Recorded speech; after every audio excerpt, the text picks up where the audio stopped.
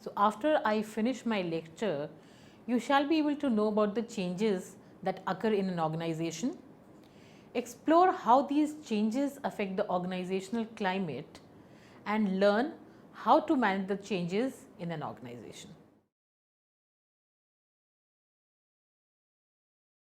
Organizational changes don't mean that these are the changes that occur suddenly in an organization, but it means the modifications that take place from old to new to bring improvement at the workplace.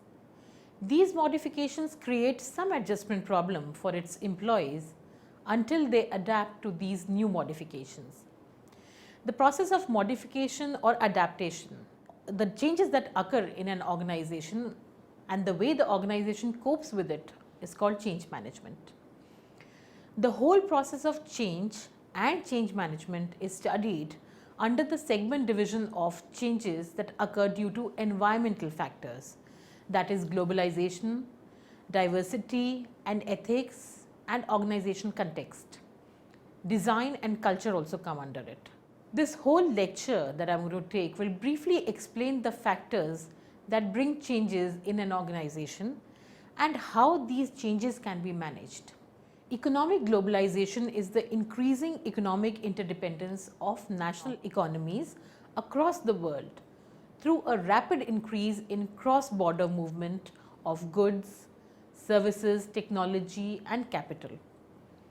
Whereas the globalization of business is centered around the diminution of international trade regulations as well as tariffs, taxes and other impediments that suppress global trade, economic globalization is the process of increasing economic integration between countries, leading to the emergence of a global marketplace, or let's say a single world market. Depending on the paradigm, economic globalization can be viewed as either a positive or a negative phenomenon. Economic globalization comprises the globalization of production, markets, competition, technology and corporations and industries. Current globalization trends can be largely accounted for by developed economies integrating with the less developed economies by means of foreign direct investment, the reduction of trade barriers as well as other economic reforms, and in many cases immigration. Change management is an approach to transitioning individuals, teams and organizations to a desired future state. In a project management context, change management may refer to a project management process wherein changes to the scope of a project are formally introduced and approved. Let's go to the environmental context. We begin with globalization. Like I said, the concept of globalization emerged from the intersection of four interrelated sets of communities of practice: academics, journalists, publishers, editors and librarians. In 2000, the International Monetary Fund, the IMF, identified four basic aspects of globalization: trade and transactions, capital and investment movements, migration and movement of people, and the dissemination of knowledge. Further, environmental challenges such as global warming, cross-boundary water and air pollution, and overfishing of the oceans are linked with globalization. Globalizing processes affect and are affected by business and work organization, economies, socio-cultural resources and the natural environment. With improvements in transportation and communication, international business grew rapidly after the beginning of the 20th century. International business includes all commercial transactions, whether they are private sales, investments, logistics and transportation, that take place between two or more regions, or we can say two or more countries and nations beyond their political boundaries. Such international diversification is tied with firm performance and innovation, positively in the case of the former and often negatively in the case of the latter. Usually, private companies undertake such transactions for profit. These business transactions involve economic resources such as the capital, natural and human resources used for international production of physical goods and services such as finance, banking, insurance, construction and other productive activities. International business arrangements have led to the formation of multinational enterprises, like we call them multinational companies, MNCs, that have a worldwide approach to markets and production, or one which has operations in more than one country. A multinational enterprise, like I said, can also be called a MNC or a multinational corporation, or it can be called transactional company, TNC. Well-known MNCs include fast food companies such as McDonald's and Yum Brands, vehicle manufacturers such as General Motors, Ford Motor Company and Toyota, consumer electronic companies such as Samsung, LG, Sony, energy companies such as ExxonMobil, Shell and BP. Most of the largest corporations operate in multiple national markets. Moving on to change. Most of the scholars and practicing managers would agree that the major environmental context impacting organizational behavior is globalization. The advances made in air travel and technology have made world truly a smaller place, which has led to a borderless flat world as described by Thomas Friedman. Phenomena such as social media and mobile adaptability have revolutionized business, and the effect of this is an ever increasing need for change and therefore the need for change management. The growth in technology also has a secondary effect of increasing the availability and therefore accountability of knowledge. Easily accessible information has resulted in unprecedented scrutiny from stockholders and the media, and the pressure on management has increased. The global workforce or international labor reflects a new international division of labor that has been emerging since the late 1970s in the wake of other forces of globalization. The global economic factors driving the rise of multinational corporations, namely the cross-border movement of goods, services, technology and capital, are changing the ways of thinking about labor and the structure of today's workforce. With roots in the social processes surrounding the shift to standardization and industrialization, post-industrial society in the Western world has been accompanied by industrialization in other parts of the world, particularly in Asia. As industrialization takes hold worldwide and more cultures move away from the traditional practices in respect of work and labor, the ways in which employers think about and utilize the labor are changing. Moving on to management.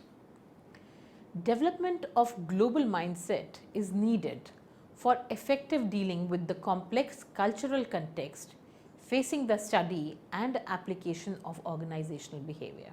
Let's talk about diversity.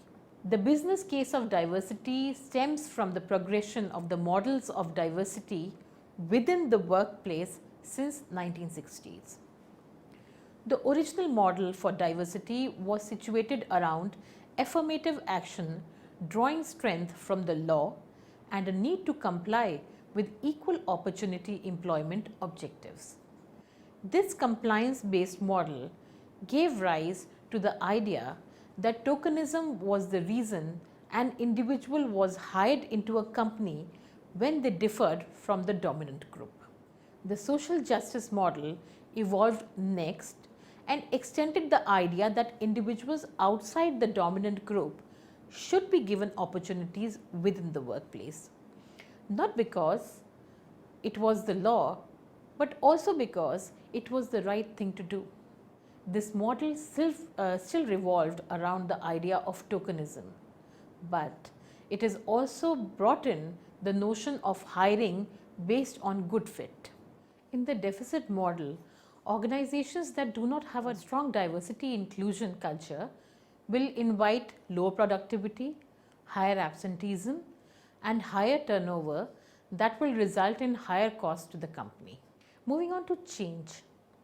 In the past, diversity was treated primarily as a legal issue, but now organizations are beginning to realize that diversity is not something to deal with, but instead a reality to build on and make a stronger, more competitive enterprise. Diversity must be recognized and nurtured as the organization's greatest asset, and ability to attract and work with diverse natured talent must be seen as a critical competitive advantage. Moving on to management. Society of Human Resource Management (SHRM) has identified outcomes such as following for effective diversity management. Number 1, creating a work environment or culture that allows everyone to contribute all that they can to the organization. Number 2, leveraging differences and similarities in the workforce for the strategic advantage of the organization. Number 3, enhancing the ability of people from different backgrounds to work effectively together. Moving on to discussing the major reasons for diversity.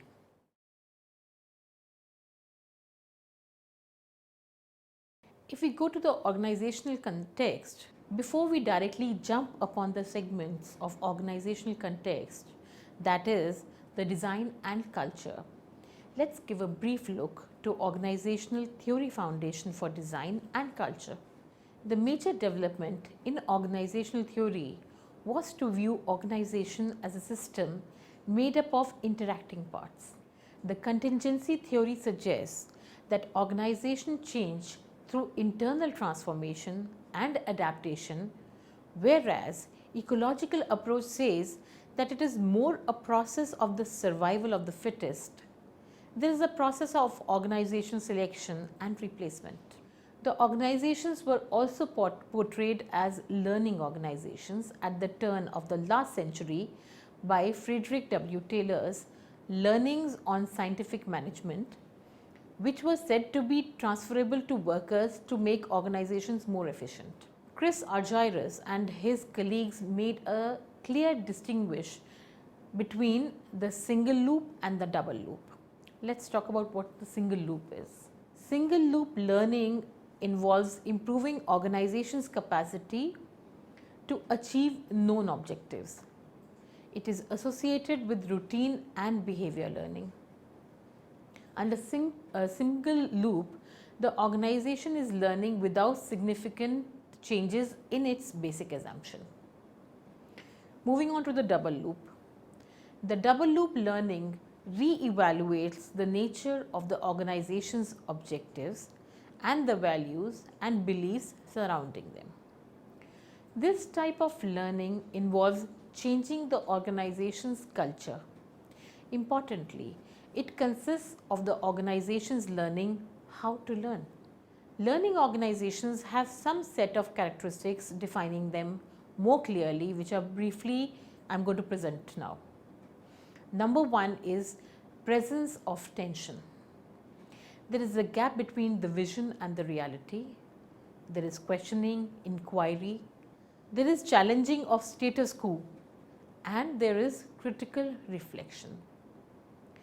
Number 2 is systems thinking, which involves a shared vision, holistic thinking and openness. Number 3 is that there is a culture which is facilitating change. There is an invitation to suggestions, there is teamwork, there is empowerment, and there is empathy, which is very important. Moving on to organizational designs. The need for flexibility, adaptability to change, creativity, innovation and knowledge, as well as the ability to overcome environmental uncertainty are among the biggest challenges facing growing number of organizations. To overcome these changes and challenges, organizational designs were made. In my lecture, we will briefly discuss 4 modern organizational designs. Number 1 is the horizontal design. Number 2 is the contemporary design, which would involve the hollow design and the modular design. Number 3 is the network design. Number 4 is the virtual organization, and I will also on boundaryless organizations. Let's start with the first one, the horizontal design. This design is governed on the basis of principles mentioned to make this design more effective. Number 1, make teams and not individuals. The cornerstone of organizational design and performance is this. Number 2, decrease hierarchy by eliminating non-value added work and by giving team members the authority to make decisions directly related to their activities within the process flow. Number 3, emphasize multiple competencies and train people to handle issues and work in cross-functional areas. Number 4 is measures for end of process performance objectives as well as customer satisfaction, employee satisfaction and financial contribution. Number 5 is built upon a corporate culture of openness, cooperation, collaboration, a culture that focuses on continuous performance improvement and values employees' empowerment, responsibility and well-being. Moving on to the contemporary designs. This design is further classified into 2 categories. One is the hollow design and the other is the modular design. This whole concept of design is based upon outsourcing of the whole process.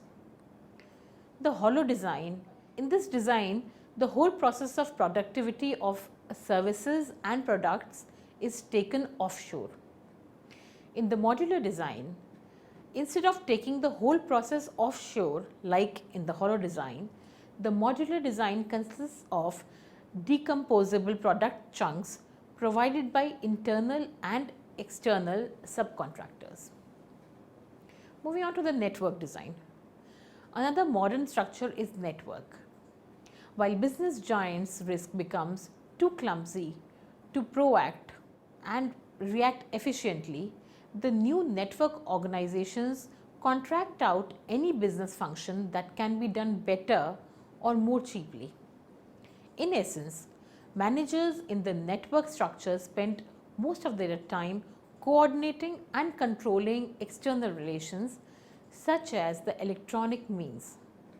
H&M is outsourcing its clothing to a network of 700 odd suppliers, more than 2/3 of which are based in low-cost Asian countries.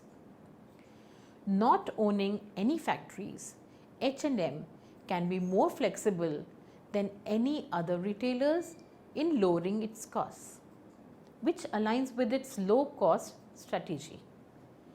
The potential management opportunities offered by recent advances in complex network theories have been demonstrated, including the applications to product design and development and innovation problems in markets and industries. Talking about virtual organizations here, the term virtual organization has emerged not so much because it describes something distinct from network organizations, but because the term itself represents the new environment and partnership.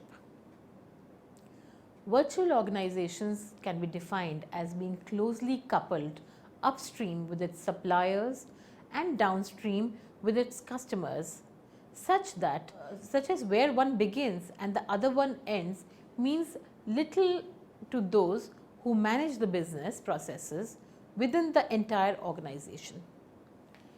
A special form of organization is boundaryless organization, which is also virtual. Virtual organizations are not physically existing as such, but enabled by software to exist. The virtual organization exists within a network of alliances using the internet.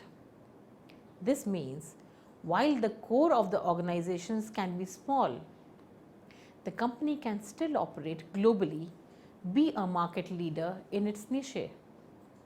According to Anderson, because of the unlimited shelf space of the web, the cost of reaching niche goods is falling dramatically. Although none sells in huge numbers, there are so many niche products such as collectively that they make significant profits. That is what we call something which is highly innovative. Amazon.com is so successful. We can quote it here as an example. Here are some of the key attributes of virtual organizations I am going to discuss with you. Number one key attribute of a virtual organization is technology. Informational networks will help far-flung companies and entrepreneurs link up and work together from start to finish. Number two is opportunism partnership. Here in opportunism, partnership will be less permanent, less formal and more opportunistic. Companies will band together to meet all specific market opportunities and more often than not fall apart once the need evaporates. There are no borders. More cooperation among competitors, suppliers and customers makes it harder to determine where one company ends and the other one begins. There is also this factor of trust. These relationships make companies far more reliant on each other and require far more trust than ever before. Excellence is very important because each partner brings in the core competence to the effort. It may be possible to create a best of everything organization. Every function and process could be world class, something that no single company on its own can achieve. When we are talking about boundaryless organizations, a boundaryless organization is one in which its design is not defined by, or let's say limited to, the horizontal, vertical or external boundaries imposed by predefined structure. In other words, it is an unstructured design. The structure is much more flexible because there are no boundaries to deal with, such as a chain of command, departmentalization and organizational hierarchy.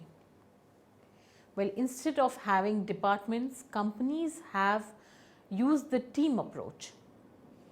In order to eliminate boundaries, managers may use virtual, modular or network organizational structure. In a virtual organization, work is outsourced whenever they feel it is necessary. There are small number of permanent employees. However, specialists are hired when a situation arises. Example of this would be subcontractors or freelancers. A modular organization is one in which manufacturing is the business. This type of organization has work done outside of the company from different suppliers. Each supplier produces a specific piece of the final product. When all the pieces are done, the organization then assembles the final product. A network organization is one in which companies outsource their major business functions in order to focus more on what they are in business to do. Moving on to identifying change and change management. In any organizational setting, before we manage any change, the most important is to identify the changes happening at workplace. Once the change is identified, it becomes easy to manage it. Few points I would talk about now which will help in identifying the changes that are occurring at a workplace and how to manage these changes in the workplace. Number one, recognizing the changes in the broader business environment. Number two, developing the necessary adjustments for their company's needs. Number 3 point is training their employees on appropriate changes.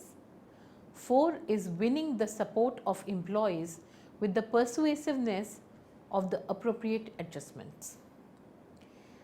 As a multidisciplinary practice that has evolved as a result of scholarly research, organizational change management should begin with a systematic diagnosis of the current situation in order to determine both the need for change and the capability to change. The objectives, content, and process of change should all be specified as part of a change management plan. Change management processes should include creative marketing to enable communication between changing audiences, as well as deep social understanding about leadership's style and group dynamics. As a visible track on transformation projects, organizational change management aligns groups' expectations, communicates, integrates teams, and manages people training. It makes significant use of performance metrics such as financial results, operational efficiency, leadership commitment, communication effectiveness, and the perceived need for change to design appropriate strategies in order to avoid change failures or resolve troubled change projects. Successful change management is more likely to occur if the following points are included. Number 1, benefits management and realization to define measurable stakeholders' aims to create a business case for their achievement, which of course should be continuously updated, and monitor assumptions, risks, dependencies, costs, return on investments, benefits, and cultural issues affecting the progress of the associated work. The second point is effective communication that informs various stakeholders of the reason for the change. Why? The benefits of successful implementation.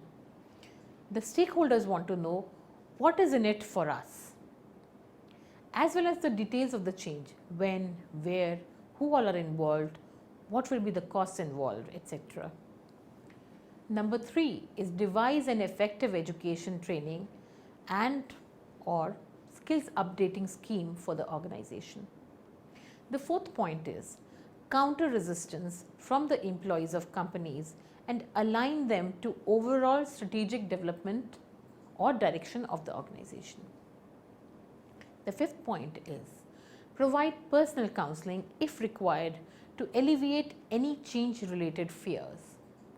The sixth point is monitoring of the implementation and fine tuning as required. Let's summarize the lecture that I've given you today. Number 1, organizational changes don't mean changes which occur suddenly, but it means the modification that takes place from old to new to bring improvement at the workplace. Number 2, the process of adaptation to these modifications and changes is called change management. Number 3, the development of global mindset is needed for effectively dealing with the complex cultural context facing the study and application of organizational behavior. Number 4, diversity must be recognized and nurtured as the organization's greatest asset. An ability to attract and work with diverse natured talent must be seen as a critical competitive advantage. Next, we had talked about the single loop. Single loop learning involves improving the organization's capacity to achieve the known objectives. It is associated with routine and behavior learning. Under single loop, the organization is learning without significant changes in its basic assumption. The double loop. The double loop learning re-evaluates the nature of the organization's objectives and the values and beliefs surrounding them. This type of learning involves changing the organization's culture.